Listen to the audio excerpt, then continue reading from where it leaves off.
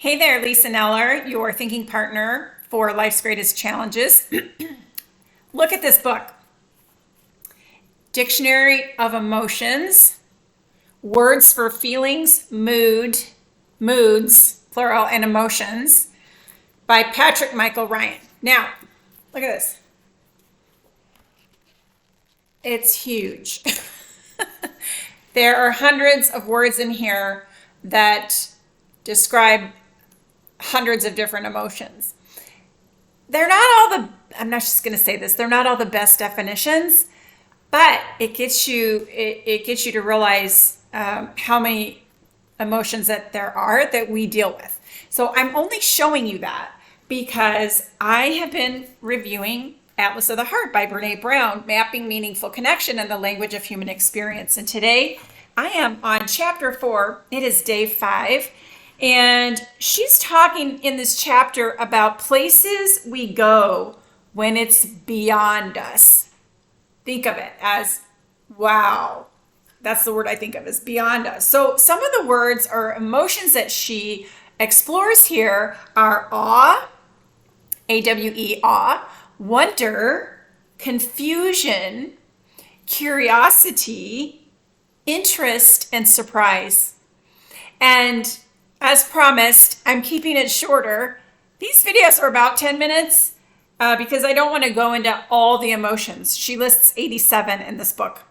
And today I want to focus on curiosity and interest in the context of relationships and building relationships. So I'm going to read from page 63, where it is titled Curiosity and Interest. Curiosity and interest are both important parts of our need for meaning making, but they are the same thing.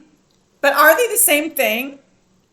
Or are they totally different experiences? And it depends on whom you ask. Researchers don't agree. There's no consensus. However, in our research, we found a clear distinction between how we use the words and what they mean to us. And here's what has emerged from our data. Curiosity seems to be both a trait and a state. So you know what a trait is of a person, right? And then there's also a state of mind. You can be a curious person, and regardless of having this trait or not, you can feel curious about something in the moment. Interest is more of a state. Interested is not who we are, but how we are at a specific time. So it has to relate to time. Curiosity seems to involve both feeling, emotion, and thinking, cognition, while interest is really more about thinking. So interest is a cognitive openness to engaging with a topic or experience, and curiosity is recognizing a gap in our knowledge about something that interests us and becoming emotionally and cognitively invested in closing that gap through exploration and learning. So you want to know about something, you got to ask a question and find the answer. Curiosity often starts with interest and can range from mild curiosity to passionate investigation. In addition to the state and trait differences, the big things to understand here are the heart and head investments. With interest, our mind is open to seeing what's there, but with curiosity, we've acknowledged a gap in what we know or understand, and our heart and head are both invested in closing that gap. There is a thinking challenge and an emotional experience of the satisfaction or potential satisfaction of closing the gap. Curiosity does not exist without interest, but we can be interested and not have our interest grow into curiosity. Choosing to be curious is choosing to be vulnerable because it requires us to surrender to uncertainty. We have to ask questions, admit to not knowing, risk being told that we shouldn't be asking, and sometimes make discoveries that lead to discomfort. Our childlike curiosity is often tested as we grow up, and we sometimes learn that too much curiosity, like too much vulnerability, can lead to hurt. As a result, we turn to self-protection, choosing certainty over curiosity, armor over vulnerability, knowing over learning. But shutting down comes with a price we rarely consider when we're focused on finding our way out of pain. Einstein said the important thing is not to stop questioning. Curiosity has its own reason for existence. Curiosity's reason for existing is not simply to be a tool for acquiring knowledge.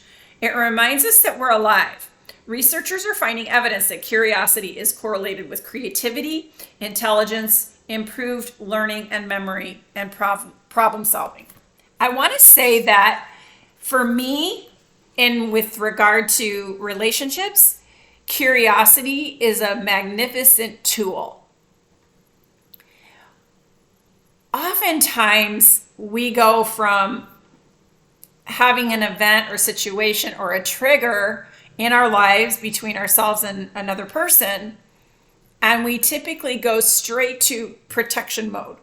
We even, like, subconsciously, we bypass the emotion. There's usually an emotion that goes with the trigger or the event because there's thinking involved. So there's an event, a situation, there's thinking about it, which happens in a split second. And then there's the emotion, and then there's what we do about it. And we may do nothing about it. But ultimately, if we can be more curious, if we can be vulnerable to asking the questions that lead to greater understanding, we're going to have better communication. We're going to have better understanding, which leads to better communication, which leads to harmony. I'm all about harmony. Harmony could be my middle name because that's, I like peace and harmony in my life. I don't know about you, but that's a high value for me. But curiosity is not typically used as a tool. It's just kind of a natural trait that we have. We're either really curious or maybe not so much. My father was a curious person. He never knew a stranger. He always asked a lot of questions. He wanted to know. And he studied a lot of different things. My husband's curious. I mean, if he sees a book on the counter that he hasn't seen before, or even a piece of paper, he wants to know what it is. He's got to know what it is. He has to pick it up. He has to look at it. He can't just ignore it. And my daughter, who's a therapist, likes to use the word curiosity and likes to be curious when she's in therapy with her clients, because you have to be curious about what someone is saying or thinking so that you can get a better understanding of where they're coming from. And if we could use the same curiosity in our relationships, just saying, if someone says something that pisses you off, makes you mad, and you're all of a sudden angry, instead of going to anger, maybe you could be like, well, tell me more about that. Or why is it that you're saying that? Get clarity. In other words, because a lot of times people say things and we perceive what they say as offensive or hurtful, and it's not always meant that way. Sometimes people just say things off the top of their head. They don't mean it to be hurtful. So it would be helpful for us to go, well, what did you mean by that? Or tell me more. So I like to use curiosity and interest as a way to develop a deeper understanding about what's going on within the context of relationships. I mean, of course, we have curiosity about the world and interest in the world, but when it comes to our people, we tend to, like I said in the last video, have manuals and standards and expectations and all this stuff, rather than being curious and asking questions. So I hope that's helpful. I hope you find that helpful. Look for my Love Mastery Workshop coming up on February 13th. I will post the link to register below, and thank you for watching.